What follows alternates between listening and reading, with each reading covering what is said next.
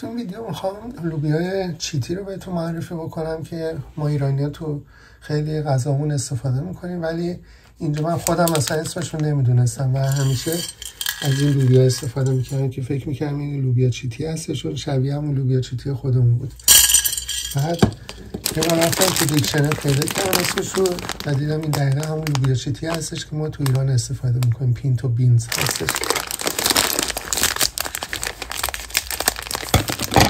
دنبال اون لوبیا چیتی ها خودمون تو ایران هستیم اونو بگیریم.